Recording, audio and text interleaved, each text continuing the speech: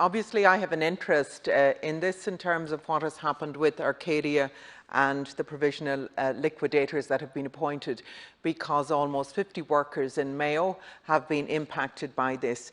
I too am asking for you to do everything that you possibly can to facilitate the saving of those jobs. It's imperative. What's happening is these workers are all going in over the Christmas period to work really, really hard, but the uncertainty is causing them such anxiety and such worry, because these are people who have mortgages and people who have lives and have no certainty around this. I'm asking that you do everything you possibly can.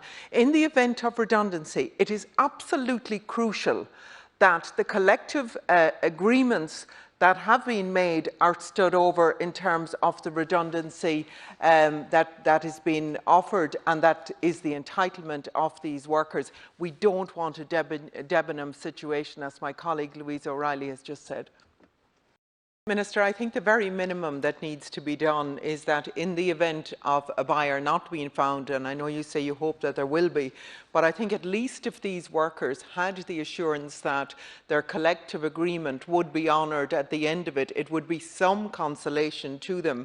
These are really important jobs to Mayo, as you said yourself. There is a further issue as well, Minister, with some of these workers. Some of these workers volunteered to go in to get the shop ready before the shops in Ballina and Castlebar before the date of the 27th of December, and then they were cut off from the PUP payment, even though they had the number of qualifying weeks and all that. And I really would ask, Minister, that you would look at this. It is very, very mean-spirited to cut them off from the PUP payment around that, particularly on a day where we see that former politicians get an extra 16,000 pay increase on top of their 130,000 per year pension entitlements.